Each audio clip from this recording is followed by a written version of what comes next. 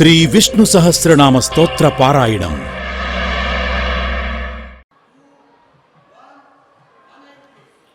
ఓం నమో వెంకటేశాయ. పరమపావనమైన శ్రీవారి దివ్య సాన్నిధ్యంలో మహిమాన్వితమైన శ్రీ విష్ణు సహస్రనామ స్తోత్ర పారాయణ కార్యక్రమాన్ని ఆచార్యుల వారితో కలిసి సంకల్ప వాక్యాలను చదువుకుని ప్రారంభించుకుందాం. శ్రీ గురు ప్రార్థనా. గురుర్బ్రహ్మా గురుర్విష్ణుః గురుర్దేవో మహేశ్వరః గురుః సాక్షాత్ పరం బ్రహ్మ తస్మై శ్రీ గురవే నమః. శ్రీనివాస ప్రార్థనా. సప్తాద్రివాసినం భక్తకామితార్థప్రదాయినం గోవిందం వాసుదేవం తం శ్రీనివాసం భజామహే. అథ సంకల్పః. శ్రీమదాదివరాహ క్షేత్రే విరాజమానస్య అఖిలాండకోటి బ్రహ్మాండనాయకస్య శ్రీ పద్మావతీ జానేః భగవతః శ్రీ వెంకటేశ్వర స్వామినః అనుగ్రహేణ అస్మాకం సర్వేషాం ఆయురారోగ్య ఐశ్వర్యాది సర్వశుభఫలప్రాప్త్యర్థం సర్వవిధ రోగ శోక భయాదీనాం నివారణార్థం సర్వవిధ గ్రహదోష నివారణార్థం విద్యార్థినాం బుద్ధిశక్తి వృద్ధి ద్వారా స్వస్వవిషయేషు ప్రావీణ్య సిద్ధ్యర్థం సంతానార్థినాం శీఘ్రమేవ సత్సంతాన సిద్ధ్యర్థం వాంఛితార్థ సిద్ధ్యర్థం సమస్త పాపక్షయార్థం గోసంరక్షణార్థం శ్రీ పరమేశ్వర ప్రీత్యర్థం యథాశక్తి శ్రీ విష్ణు సహస్రనామ స్తోత్ర పారాయణం కరిష్యామహే. కృష్ణాదిష్టేన భీష్మేణ ధర్మరాజాయ బోధితం నామ్నాం సహస్రం శ్రీ విష్ణోః ధర్మసార ఇతీరితం. శ్రీ గురుభ్యో నమః. ఉపేంద్రో వామనః ప్రాంశుః అమోఘశుచిరోర్జితః అతీంద్రః సంగ్రహः సర్గః ధృతాత్మా నియమో యమః అని 17వ శ్లోకం. ఉపేంద్రః వామనః ప్రాంశుః అమోఘః శుచిః ఊర్జితః అతీంద్రః సంగ్రహః సర్గః ధృతాత్మా నియమః యమః అనే 12 నామాలతో కూడి ఉంది ఈ శ్లోకం. ఉపేంద్రః ఇంద్రునికి తమ్ముడు, వామనః పొట్టివాడు, ప్రాంశుః పొడుగైనవాడు, అమోఘః వ్యర్థమయ్యే పనులు చెయ్యనివాడు, శుచిః పరమ పవిత్రుడు, ఊర్జితః అతి పరాక్రమశాలి. నిన్న పునర్వసుః అనే నామంతో ఆపుకున్నాం.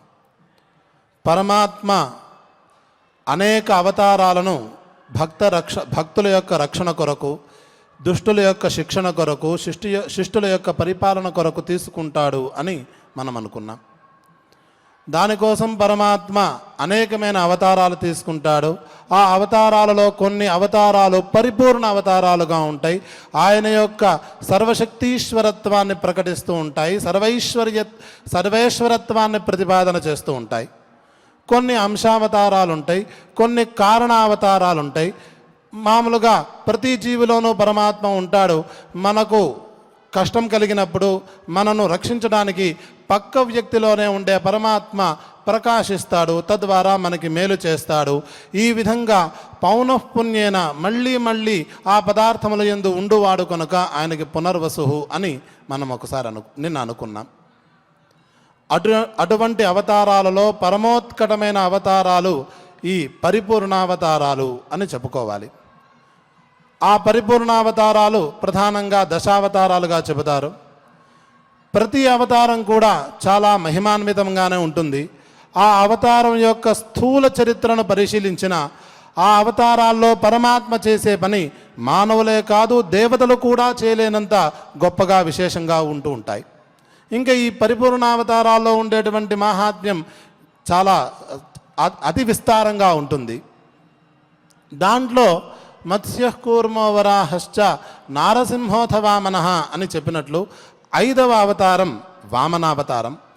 మిగతా అవతారాలు అతి మానుషమైన అవతారాలు అయినట్లయితే వామనావతారం మానవ రూపంలో ఉండేటువంటి అవతారం కనుక అటువంటి గొప్పదైన అవతారాన్ని ఈ శ్లోక వాక్యంలో మొదటి వాక్యంలో ప్రస్తావన చేస్తూ ఉన్నారు.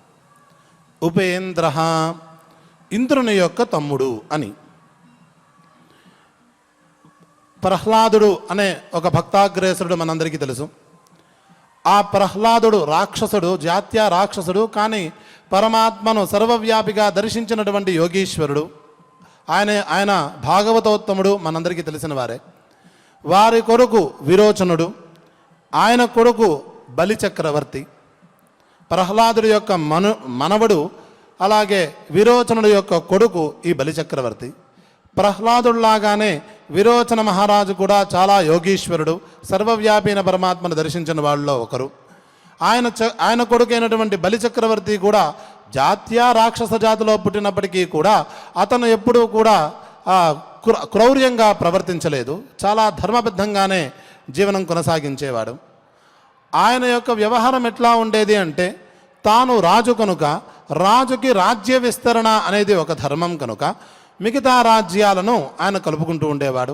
నిరంతరం ద్రవ్యయజ్ఞం చేస్తూ ఉండేవాడు, జపయజ్ఞాలు చేస్తూ ఉండేవాడు, జ్ఞానయజ్ఞాలు కూడా చేస్తూ ఉంటాడు. అన్ని విధాలుగా ఆ సర్వవ్యాపి అయినటువంటి శ్రీమన్ మహావిష్ణుమూర్తిని ఆరాధన చేస్తూ ఉండేవాడు.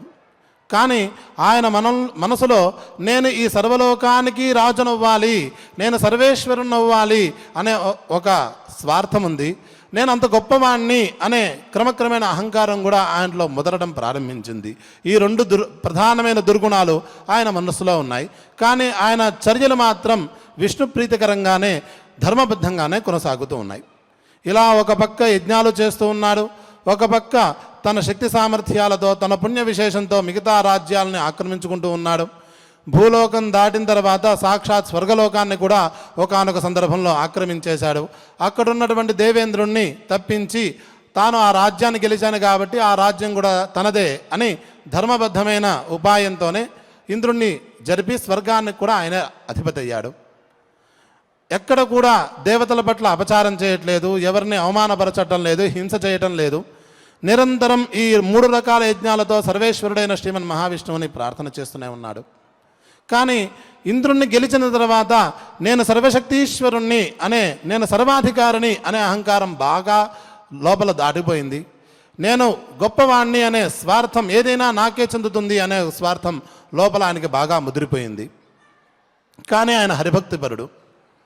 పరమాత్మ ఇటువంటి భక్తి కలిగినటువంటి, అంతటా తనను చూస్తూ ఉండేటువంటి యోగ సాధన చేస్తూ ఉన్నటువంటి ఈ భక్తుణ్ణి సంహరించాలా లేక సంస్కరించాలా అంటే పరమాత్మ ఈ భక్తుణ్ణి సంస్కరించాలి అని మాత్రమే అభిప్రాయపడ్డాడు. సంహరించడానికి అతని దగ్గర క్రౌర్యం లేదు, సంస్కరించాలి, ఆ జీవిని ఉద్ధరించాలని పరమాత్మ అభిప్రాయపడ్డాడు. రెండవది, ఇతను చేసిన తప్పేమిటి అని అనుకుంటున్నారా? ఇతను ధర్మబద్ధంగానే కదా జీవనం కొనసాగించాడు, రాజుగా పక్క రాజ్యాలను ఆక్రమించుకున్నాడు, ఇతను చేసిన తప్పేమిటి అని అనుకుంటున్నారా? పరమాత్మ ఈ ప్రపంచాన్ని సృష్టించి ఆ ప్రపంచానికి కొన్ని నియమాలు పెట్టాడు, ఒక రకమైన వ్యవస్థ ఏర్పాటు చేసుకుంటూ వచ్చాడు. ఈ మాట మనం వెనకటి కూడా చెప్పుకున్నాం. ఈ సృష్టి ప్రారంభ దశలో సత్వము, రజస్సు, తమస్సు అనే 3 గుణాల యొక్క సమిష్టి స్వరూపం మూల ప్రకృతి సామ్యావస్థలో ఉంటుంది.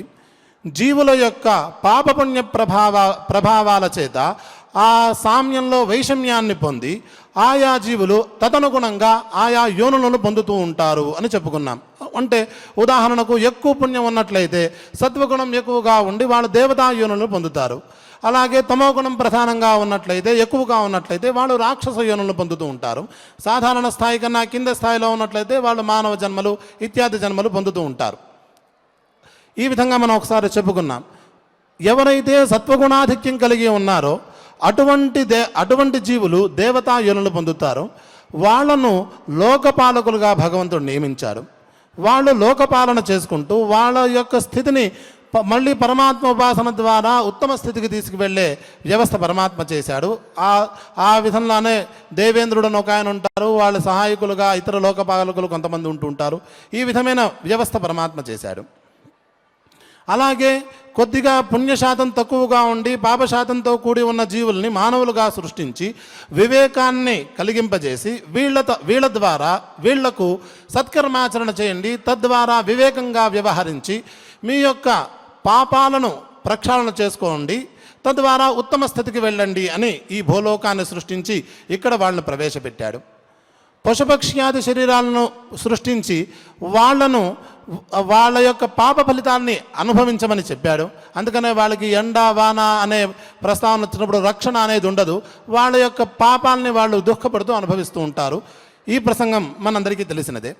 ఈ విధంగా పరమాత్మ ఈ సృష్టి మొత్తానికి ఒక రకమైన వ్యవస్థ చేసి ఆయా జీవులకు వాళ్ళ పుణ్యపాపాల ప్రభావంతో ఆయా చోట్లను కల్పించి అక్కడ వాళ్లకు ఆయా బాధ్యతలను అప్పచెప్పాడు. ఈ తమోగుణ ప్రభావం వల్ల రాక్షస జన్మను పొందిన ఈ జీవి ఉత్తమ పుణ్యాన్ని చేసినప్పటికీ కూడా జాత్య అతను స్వర్గలోకంలో ఉండవలసిన వ్యక్తి కాదు. ఒకవేళ అతన్ని ఎక్స్క్యూజ్ చేసినా దాన్ని ఆసరాగా తీసుకుని ఇంకా మిగతా వాళ్ళు భ్రష్టు పట్టించే అవకాశం ఉంది.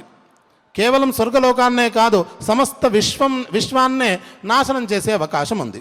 కాబట్టి పరమాత్మ అతన్ని అక్కడి నుంచి తప్పించాలి అని అభిప్రాయపడ్డాడు. కాబట్టి పరమాత్మ నేను అవతరిస్తే తప్ప ఈ విషయం సద్దుమణగేది లేదు అని అభిప్రాయపడి ఆయన అప్పటికే పరమాత్మను సంతానంగా కావాలని చాలా కాలం నుంచి తపస్సు చేస్తున్నటువంటి కశ్యప మహర్షి అదితి దంపతులకు సంతానంగా అవతరించారు. ఆదిత్య అనే నామ ప్రస్తావన చేసుకునేటప్పుడు ఈ అదితికి దేవతలందరూ పుట్టారు కాబట్టి దేవతలకు ఆదితేయాహ అని పేరు, అలాగే ఆదిత్యాహ అని కూడా పేరు అని అనుకున్నాం. ఇలా అదితికి పుట్టిన సంతానంలో పెద్దవాడు ఇంద్రుడు అవుతాడు. క్రమేణా ఈ తర్వాత కాలంలో పుట్టినవాడు కాబట్టి ఈ విష్ణుమూర్తి ఈ రకంగా ఇంద్రుడికి తమ్ముడు అవుతాడు. కశ్యప ప్రజాపతికి అదితికి పుట్టినవాడు దేవేంద్రుడు. ఆ కాలక్రమేణా శ్రీమన్ మహావిష్ణువు ఇప్పుడు అవతరించారు కాబట్టి ఈయన ఉపేంద్రుడు అని పిలువబడతాడు, ఇంద్రుడి యొక్క తమ్ముడు అని ఇక్కడ కథాపరమైన సమన్వయం కుదురుతుంది. ఉపేంద్ర అంటే అదొక్కటే అర్థమే కాదు, ఉపసమీపే అనే అర్థం తీసుకున్నట్లయితే దేవేంద్రుడి చుట్టూతా ఉండేవాడు, దేవేంద్రుడికి అన్ని విధాలా రక్షణగా ఉండేవాడు అని అర్థం చెప్పుకోవచ్చు. లేకపోతే ఉప అనే పదానికి పైన అనే అర్థం చెప్పుకుని ఆ దేవేంద్రుణ్ణి శాసించేవాడు, దేవేంద్రుడికి దిశానిర్దేశం చేసేవాడు అని కూడా మనం అర్థాన్ని అనుసంధానం చేసుకోవచ్చు. ఆ తర్వాత నామం వామనః అని. వామనః అనే మాటకు వాస్తవమైన అర్థం పొట్టివాడు అని. పరమాత్మ యొక్క లీలలు ఇది అని నిర్ణయించడానికి మనకి ఎలాగూ సాధ్యపడదు. ఆయన ఏదైనా చేయగలడు, ఏమైనా చేయగలడు, ఎక్కడైనా చేయగలడు. పరమాత్మ వామనః అనే అవతారంలో అవతరించాడు. పుట్టినవాడు మరుగుజ్జుగా పుట్టాడు, మామూలుగా పుట్టలేదు, మరుగుజ్జు అవతారంలో పుట్టాడు. కాబట్టి సార్థక నామధేయమే వామనః అని ఆయనకి పేరు. పరమాత్మ యొక్క ప్రతిదీ కూడా విశిష్టమే అని మనం చాలాసార్లు అనుకున్నాం. ఆయన విశిష్టమైన వ్యక్తే, ఆయన యొక్క స్వభావము విశిష్టమైనదే, ఆయన యొక్క గుణవైభవము గుణము మరింత విశిష్టమైనదే. ఇంకా పేర్లు కూడా విశిష్టం కాకపోయినట్లయితే సాధారణమైన పేర్లు ఆయన ఎందుకు పెట్టుకుంటాడు? ఆ వామనః అనే పదానికి మనకి కఠోపనిషత్తు అర్థం స్పష్టంగా చెబుతున్నది. మధ్యే వామనమాసీనం విశ్వే దేవా ఉపాసతే అని కఠోపనిషత్తులో వాక్యం. మధ్యే వామనమాసీనం విశ్వే దేవా ఉపాసతే అని. ఈ హృదయాంతరాళంలో మధ్యలో ప్రకాశిస్తున్నటువంటి వామనుడు అనే పరమాత్మను ఈ సమస్త దేవతలు ఉపాసన చేస్తూ ఉన్నారు అని ఆ వాక్యానికి సాధారణమైన అర్థం. అక్కడ వామన అంటే ఎవరు అన్నట్లయితే ఈ మాట మనం ముందుసార్లు కూడా అనుకున్నాం. ఎవరిని ఉపాసన చేయడం వల్ల, ఎవరిని ధ్యానించడం వల్ల, ఎవరి నామ సంకీర్తన చేయడం వల్ల, ఎవరి తత్వానుసంధానం చేయడం వల్ల మనలో ఉండేటువంటి చెడు ఆలోచనలు పోతూ ఉంటాయో, మన చుట్టూతో ఉన్నటువంటి చెడు ఎనర్జీ, నెగటివ్ ఎనర్జీస్ అన్ని పోతూ ఉంటాయో, దేనివల్ల మనం ఉత్తమమైన ఆలోచనలు చేస్తామో, ఉత్తమమైన పనులు చేస్తూ ఉంటామో, అటువంటి పరమాత్మకే ఇక్కడ వామనః అని పేరు. వామయతి, త్యాజయతి. వామయతి అనే పదానికి వాస్తవమైన అర్థం కక్కించువాడు, వాంతి చేయించువాడు. ఎవడైతే తన యొక్క స్థితి చేత, తాను ఉండటం చేత, లేకపోతే తన నామము యొక్క ఉండటం చేత ఈ జీవులలో అంతరాళంలో గట్టిగా కట్టుకుపోయినటువంటి పాపాన్ని కూడా పెకిలించి బయటికి కక్కించి వేయిస్తాడో, లోపల నిర్మాల్యాన్ని అక్కడ మలం లేకుండా ఏర్పాటు చేస్తాడో, శుద్ధతను ఏర్పాటు చేస్తాడో, అతను వామనః అని పిలువబడతాడు. కాబట్టే దేవతలు, సత్వగుణాన్ని అధికంగా కలిగినటువంటి దేవతలు తమ మనస్సులో మాలిన్యం కనుక ప్రవేశించినట్లయితే ఆ దేవతాయోని నుంచి జారి ఈ మానవ జన్మనో, పశు జన్మనో, లేక రాక్షస జన్మనో పడవలసి వస్తుందేమో అన్న భయంతో ఆ వామనుని హృదయంలో నిరంతరం ఉపాసన చేస్తూ ఉంటారు. ఎవరిని ఉపాసించడం ద్వారా అంతరంగం శుద్ధమవుతుందో, మనస్సులో కుట్టుకున్నటువంటి కామక్రోధ లోభమోహ మదమాత్సర్యాలు సర్వాత్మనా నశించిపోతూ ఉంటాయో, సర్వానికి కారణమైన అహంకారం కూడా పోతుంటుందో, అటువంటి పరమాత్మకు వామనః అని పేరు. కాబట్టి ఇక్కడ అవతరించినటువంటి పరమాత్మకు కూడా వామనః అనే నామకరణం సార్థకమే అవుతున్నది. ఈయన ఏం చేశారు? సరే, ఈయనకు 8 ఏళ్ల ప్రాయం ఏదో వచ్చింది, ఉపనయనం జరిగింది. ఒకనాడు ఈ బలిచక్రవర్తి గారు యజ్ఞం చేస్తూ ఉండగా ఆయన దగ్గరికి వెళ్ళి ఆయన దానాలు చేస్తుండగా నాకు 3 అడుగుల భూమి కావాలి అని అడిగాడు. ఆయన సహజంగా నేను సర్వేశ్వరుణ్ణి వచ్చిన వాడుపై మరిగుజ్జుగా ఉన్నాడు అని అనుకున్నాడు. కానీ లోపల తేజోనుభవం మనకు జరుగుతూనే ఉంది. ఆ చిన్నపిల్లవాడిని చూస్తుంటే, ఆ ముగ్ధ సౌందర్యాన్ని చూస్తుంటే లోపల ఆయన కూడా చాలా ఆనందానికి, ఆశ్చర్యానికి లోనవుతున్నాడు. ఏదో తెలియని ఆనందానుభూతులను పొందుతూనే ఉన్నాడు. యోగీశ్వరుడే కదా. కానీ లోపల ఉన్న అహంకారం వల్ల వచ్చినవాడు పరమాత్మ అనే విషయాన్ని ఆయన గ్రహించలేకపోతున్నాడు. ఆ కథ వేరు. సరే, 3 అడుగులు ఇచ్చేశాడు. నీళ్లు పోసాడో లేదో చేతిలో, ఈ బలిచక్రవర్తి వామనుడి యొక్క చేతిలో, వెంటనే తన రూపాన్ని తాను పెంచేశాడు. ఎలా పెంచాడో కూడా కథ తెలుసు. ఒక పాదంతో సమగ్రమైన భూమండలాన్ని కప్పేశాడు. రెండవ పాదంతో సమస్తమైన బ్రహ్మాండాన్ని కప్పేశాడు. ఇక్కడ ఒక చిన్న మాట అనుకుందాం. కప్పేశాడు అంటే ఏం చేశాడు ఆయన? ఒకవేళ అంటే పెద్దగా ఐరన్ లెగ్ లాంటిది పెడితే భూమి పచ్చడై ఉండేది. అలా చేయలేదు. సర్వాత్మన తానే వ్యాపించి ఉన్నాను అనే విషయాన్ని అక్కడ స్పష్టంగా చూపించాడు. వేదంలో సచ్చత్యచ్చ భవత్ నిరుక్తంచా అని కనిపిస్తుంది. ఆయన సత్ పదార్థము నేనే, అత్యత్ పదార్థం కూడా నేనే. సత్ త్యత్ అని 2 పదాలు వేదం చెప్పింది. సత్ అంటే స్థూలభూతమైనది, త్యత్ అంటే సూక్ష్మమైనది. ఈ భూమినంతా వ్యాపించి ఉండడం చేత ఈ సమస్తమైన స్థూల స్వరూపము నేనే అని తన పాదముని అన్ని చోట కనిపింపజేశాడు. 2వ పాదంతో సమస్తమైన బ్రహ్మాండాన్ని కప్పేశాడు. భూగోళకం ఆయన పాదంలో ఒక చోట. ఇదం విష్ణు విచక్రమే త్రేధాన దధేపదం సమూఢమస్య పాగుం సురే. ఆ 2వ పాదం కింద ఈ భూమి ఒక రేణువులా అంటుకుని ఉంది. బ్రహ్మ కడిగిన పాదము, బ్రహ్మము తాననే పాదము అనే పాట మనందరికీ తెలిసిందే. బ్రహ్మము అంటే విశ్వమే అని మనందరికీ తెలుసు.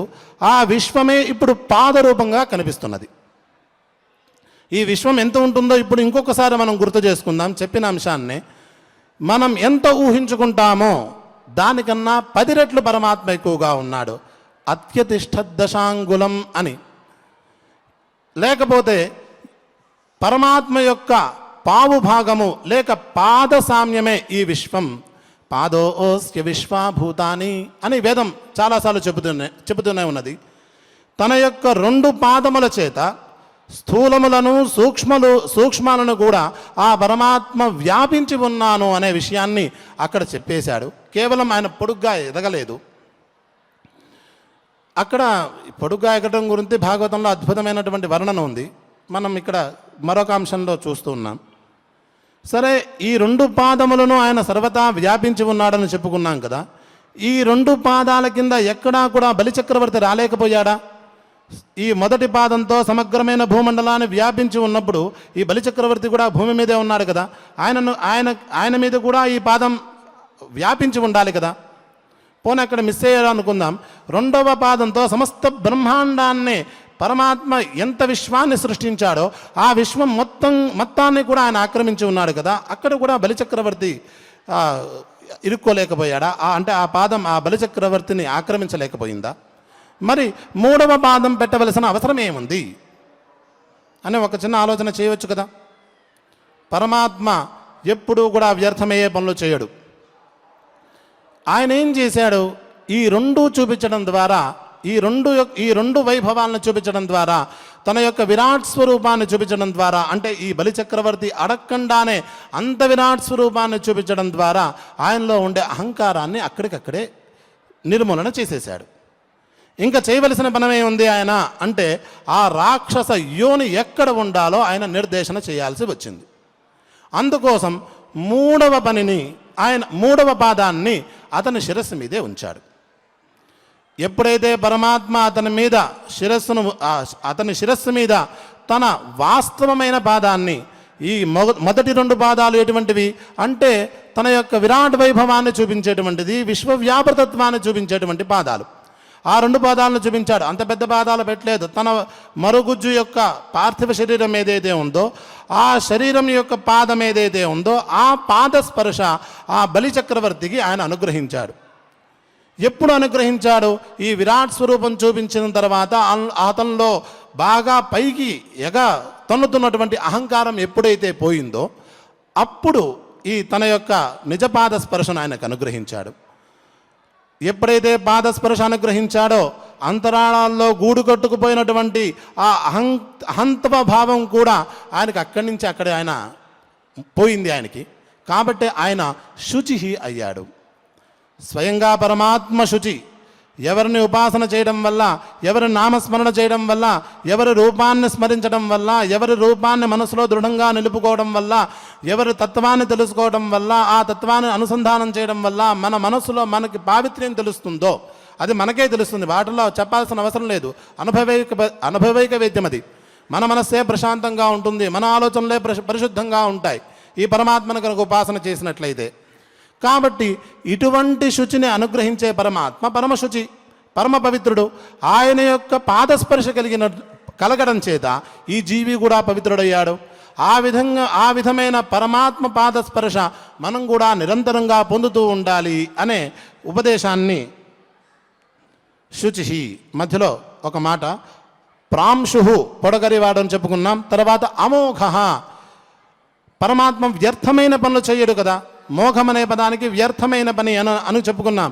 మోఘాశాహ మోఘకర్మాణ మోఘజ్ఞానా విచేతస అన్నప్పుడు జీవులెవరూ కూడా వ్యర్థమైన ఆలోచనలు పెట్టుకోకూడదు, వ్యర్థమైన పనులు చేయకూడదు, వ్యర్థమైన కోరికలను కోరుకోకూడదు అని పరమాత్మ మొదటి నుంచే చెప్తూ ఉన్నాడు. అలాగే ఇటువంటి చెప్పే పరమాత్మ మోఘకర్మలు ఎందుకు చేస్తాడు అంటే ఈ రెండు పాదాలతో సమస్త భూమండలాన్ని ఆక్రమించిన వ్యక్తి 3వ పాదాన్ని పెట్టవలసిన పని ఏముంది, మోఘ పని అవుతుంది కదా అనుకుంటారేమో. ఆయన అమోఘ, భక్త రక్షణ చేయవలసి ఉంది, భక్త సంస్కరణ చేయవలసిన అవసరం ఉంది. కాబట్టే ఆయన అమోఘ. పైపెచ్చు తన పాదస్పర్శ ఇవ్వడం వల్ల ఆయన శుచి. ఎప్పుడైతే పరమాత్మ పాదం పెట్టాడో అప్పుడు ఆయనకు అంతరాళంలో ఉండేటువంటి మాలిన్యమంతా సర్వాత్మన పోయింది. తద్వారా ఆయన తాను ఎక్కడ ఉండాలో అక్కడ పాతాళ లోకానికి సహజంగా వెళ్ళాడు తప్ప ఇది సినిమాలో చూపించినట్టుగా తొక్కలేదు. ఆయన వెళ్ళిపోయాడు. తన ఆ యోని స్థానం అంటే ఆ శరీరం ఎక్కడ ఉండాలో పరమాత్మ నిర్దేశించాడో అక్కడికి వెళ్ళాడు. అక్కడికి వెళ్ళిన తర్వాత పరమాత్మ అతను వదిలేలేదు. ఈ బలిచక్రవర్తిని ఉద్ధరించడానికి అనేక మంది మహర్షులు ఆయన దగ్గరికి వెళ్ళి ఆ తత్వబోధన చేశారు. క్రమక్రమేణా ఆయన కూడా సర్వాత్మ అయినటువంటి విష్ణుమూర్తిని దర్శించి మోక్షాన్ని పొందాడు. పరమాత్మ అక్కడికక్కడే వదిలేడు కదా. నప్రణేష్యంతి అని చెప్పాడు కదా. ఒక్కసారి నన్ను ఆశ్రయిస్తే వాళ్ళు నన్ను వదిలేసినా నేను వాళ్ళని వదలను, వాళ్ళని సన్మార్గంలో పెడుతూ ఉంటాను, వాళ్ళని రక్షిస్తూ ఉంటానని పరమాత్మ చాలాసార్లు ప్రతిజ్ఞ చేశాడు కదా. ఆ పని చేశాడు. చరణం అనే పాదస్పర్శ చేశాడు. ఆ చరణం ఎంత గొప్పది అని వేదం కూడా చెబుతున్నది. చరణం పవిత్రం వితతం పురాణం ఏన పూతస్తరతి దుష్కృతాని తేన పవిత్రేణ శుద్ధేన పూతా అతి పాప్మానమరాతింతరేమ అని. సంక్షిప్తార్థం ఇది. పరమాత్మ యొక్క పాదం పరమ పవిత్రమైనది. ఆ పాదం కొత్తది కాదు, పురాతనమైనది. సృష్టి కన్నా ముందే ఉన్నది, సృష్టి జరుగుతున్నప్పుడు ఉన్నది, సృష్టి తర్వాత కూడా ఉంటుంది, త్రికాల బాధ్యమైనది. ఆ పాదం ఎవరి మనస్సులో ఉంటుందో వాళ్ళ యొక్క మనస్సులో ఉండేటువంటి పాపమంతా పోతుంది. పాపం ఉంటే కదా అతను దుఃఖపడేది, కాబట్టి పాపం పోతుంది. కాబట్టి అటువంటి చరణం మన మనస్సులో ఏ విధంగా ఉంటుందో ఆ విధమైన ప్రయత్నం మనం చేయాలి అని ఈ శుచి ద్వారా గుర్తుకొస్తున్నటువంటి మంత్రము రెండు కూడా మనకి బోధిస్తూ ఉన్నాయి.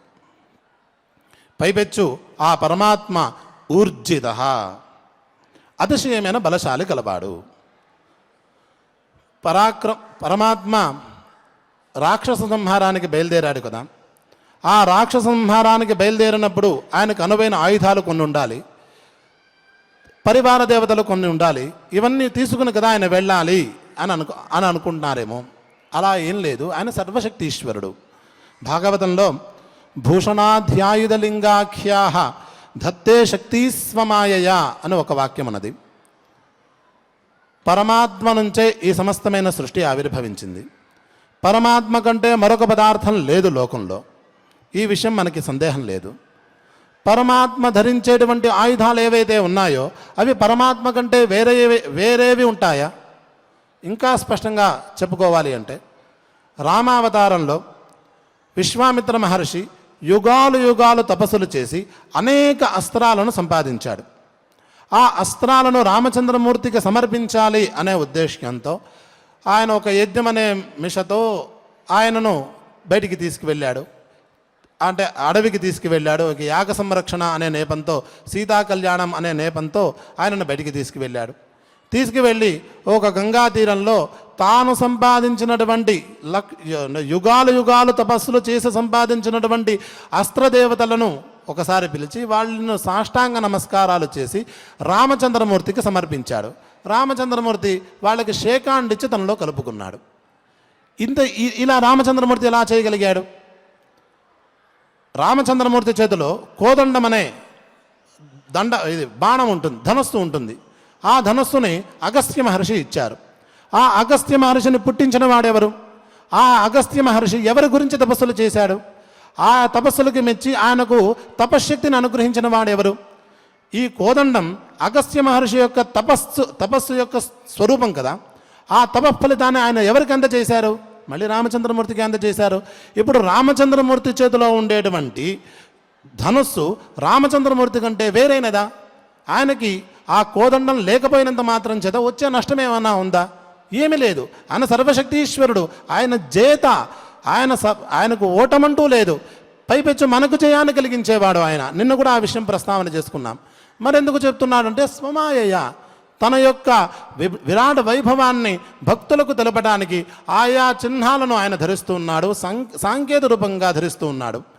ఇక్కడ కూడా వామనావతారంలో ఒక కమండలాన్ని ఒక మహర్షి ఒక దేవత ఇచ్చారు. బ్రహ్మచారి కట్టుకోవలసినటువంటి వస్త్రాలను ఒక ఆయన ఇచ్చారు. అలాగే యజ్ఞోపవీతాన్ని మరొకరు ఇచ్చారు. ఇవ్వాల్సిన అవసరమే ఉంది? ఆయన అనుగ్రహం వల్ల వచ్చినటువంటి ఆ తపఫలితాన్ని ఆయన పాదార విందారకు సమర్పణ చేసే అవకాశం వచ్చింది కదా అని ఆ అవకాశాన్ని దుర్వినియోగం పరుచుకోకుండా వాళ్ళు ఆయనకు ఆయా వస్తువును సమర్పణ చేస్తున్నాడు. పరమాత్మకు ఈ ఆయుధాలతో అవసరం లేదు. ఆయన సర్వశక్తీశ్వరుడు, సర్వస్వతంత్రుడు కూడా. ఈ మాట మనకేం నేర్పుతున్నది అని ఒకసారి అనుకున్నట్లయితే, వస్తువులన్నీ కూడా పరమాత్మ ఇచ్చినవే. ఆ ఇచ్చిన ప్రతి వస్తువు కూడా ఆ పరమాత్మ స్వరూపమే. మనం ఎంత కుదిరితే ఆయనకు దాన్ని ప్రతి సమర్పణ చేయాలి. పరమాత్మ చేయమని అడగట్లేదు, చేస్తే మేలు అని మాత్రమే చెబుతూ ఉన్నాడు. ఏమీ అడగట్లేదు. పత్రం పుష్పం ఫలం తోయం యోమే భక్త్యా ప్రయచ్చతి అనే శ్లోకంలో ఈ చెప్పినటువంటి ఏవైతే చాలా తేలికైనటువంటి పదార్థాలు ఉన్నాయో ఆ పదార్థాలన్నీ కూడా పరమాత్మ సృష్టించినవే, పరమాత్మ స్వరూపినవే. కానీ మీరు నాకు ప్రతి సమర్పణ చేసేటప్పుడు భక్తితో సమర్పణ చేయండి. మీరు ఏ పాటి భక్తితో నన్ను ఆశ్రయిస్తారో దాని ద్విగుణితమైన లేక అనంతగుణితమైనటువంటి ఫలితాన్ని నేను ఇస్తాను అని చెప్పటానికి అన్నట్లుగా ఊర్జిత అనే పదం ఇక్కడ స్వారస్యంగా తోస్తున్నది. ఈ విధంగా ఇంద్రుని యొక్క తమ్ముడి పుట్టివాడుగా పుట్టి తన యొక్క విరాట్ స్వరూపాన్ని బలిచక్రవర్తికి దర్శింపజేసి అమోఘమైన పని ఏమాత్రమూ చేయకుండా పరమ పావనమైనటువంటి తన పాదస్పర్శను తన భక్తాగ్రేసరుడికి ఇచ్చి అతన్ని శుద్ధిపరిచి అతనిని ఉత్తమమైన మార్గాన్ని పొందినటువంటి ఈ సర్వోత్కటమైన బలశాలి ఈ పరమాత్మ అనే ఒక ప్రసంగాన్ని, ఆ పరమాత్మ యొక్క లీలలో ఉండేటువంటి ఒక రకమైన ఔత్కట్యాన్ని ఈ వాక్యం మనకి తెలుపుతున్నది. మనకు అనేక విషయాలు కూడా చెప్పింది. పరమాత్మ భక్తి సులభుడు, భక్తితో ఆయన నిరంతరం ఆరాధన చేయాలి, ఆ పరమాత్మను భక్తితో మనసులో పెట్టుకునే ప్రయత్నం చేయాలి, తద్వారా మనం మేలును సంపాదించుకోవాలి అనే కర్తవ్యబోధ కూడా చేస్తున్నది. కాబట్టే ఈ వాక్యాన్ని ఎవరైతే మానసికంగా ఇబ్బంది పడుతూ ఉంటారో లేక మానసిక దౌర్బల్యంతో ఇబ్బంది పడుతూ ఉంటారో, అకారణ భయాలతో ఇబ్బంది పడుతూ ఉంటారో అటువంటి వాళ్ళు ఖచ్చితంగా ఈ వాక్యాన్ని కనుక అనుష్ఠానం చేసినట్లయితే, మారుమారు చెప్పినట్లయితే వాళ్ళు ఉత్తమ ఫలితాలను పొందుతారు అని సాంప్రదాయకులు అనుగ్రహించారు. అటువంటి మంత్రస్థానీయమైనది ఈ ఉపేంద్రో వామన ప్రాంశు అమోఘ శుచరుర్జిత అనే వాక్యం. అటువంటి గొప్ప వాక్యాన్ని ఇప్పుడు మనం స్మరించుకున్నాం. ఇక ఆచార్యుల వారితో కలిసి మనం సహస్రనామ కార్యక్రమాన్ని ప్రారంభించుకునే ముందు మనం పరిశీలించుకున్నటువంటి ఈ శ్లోకాన్ని వారు పలకగా ఉచ్చారణ సౌకర్యం కోసం మనం మారు పలికి ఈ శ్లోకాన్ని నేర్చుకునే ప్రయత్నం చేద్దాం. ఉపేంద్రో వామనః ప్రాంశుః ఉపేంద్రో వామనః ప్రాంశుః అమోఘః శుచిరూర్జితః అమోఘః శుచిరూర్జితః అతీంద్రః సంగ్రహః సర్గః అతీంద్రః సంగ్రహః సర్గః ధృతాత్మా నియమో యమః ధృతాత్మా నియమో యమః. ఇప్పుడు భక్తి శ్రద్ధలతో విష్ణు సహస్రనామ స్తోత్ర పారాయణ కార్యక్రమాన్ని ప్రారంభించుకుందాం. అస్య శ్రీ విష్ణు దివ్య సహస్రనామ స్తోత్ర మహామంత్రస్య శ్రీ వేదవ్యాసో భగవాన్ ఋషిః అనుష్ఠుప్ఛందః శ్రీ మహావిష్ణుః పరమాత్మా శ్రీమన్నారాయణో దేవతా అమృతాంశోద్భవో భానురితి బీజం దేవకీ నందన సృష్టేతి శక్తిః ఉద్భవః క్షోభణో దేవ ఇతి పరమో మంత్రః శంఖవృన్నందకీ చక్రీతి కీలకం శార్ంగధన్వా గదాధర ఇత్యస్త్రం రథాంగపాణిరక్షోభ్య ఇతి నేత్రం త్రిసామాసామగः సామేతి కవచం ఆనందం పరబ్రహ్మేతి యోనిః ఋతుస్సుదర్శనః కాల ఇతి దిగ్బంధః శ్రీ విశ్వరూప ఇతి ధ్యానం. శ్రీ మహావిష్ణు ప్రీత్యర్థే సహస్రనామ స్తోత్ర పారాయణే వినియోగః. ధ్యానం శాంతాకారం భుజగశయనం పద్మనాభం సురేశం విశ్వాధారం గగన సదృశం మేఘవర్ణం శుభాంగం లక్ష్మీకాంతం కమలనయనం యోగి హృద్యానగమ్యం వందే విష్ణుం భవభయహరం సర్వలోకైకనాథం. విశ్వక్షతు శ్రీవాసుదేవోభిరక్షతు ఓం నమ ఇతి శ్రీ విష్ణు సహస్రనామ స్తోత్రం సంపూర్ణం. ఈ విధంగా భక్తి శ్రద్ధలతో ఈ విష్ణు సహస్రనామ స్తోత్ర పారాయణ కార్యక్రమాన్ని పూర్తి చేసుకున్నాం. ఈ పారాయణ ఫలితాన్ని పరమపావనమైన ఆ శ్రీవారి దివ్య చరణాలయందు సమర్పణ చేసుకుంటూ ఈ మంగళ శ్లోకాలతో మంగళాంతంగా ఈ కార్యక్రమాన్ని పూర్తి చేసుకుందాం. అథ క్షమా ప్రార్థనా यदक्षरपदभ्रष्टम् मात्राहीनं च यद्भवेत् तत्सर्वं क्षम्यतां देव नारायण नमोऽस्तुते। अथ लोकक्षेम प्रार्थना। सर्वे भवन्तु सुखिनः, सर्वे सन्तु निरामयाः, सर्वे भद्राणि पश्यन्तु, मा कश्चित् दुःखभाग् भवेत्। अथ मङ्गलम् श्रियः कान्ताय कल्याणनिधये निधयेऽर्थिनाम् श्रीवेङ्कटनिवासाय श्रीनिवासाय मङ्गलम्।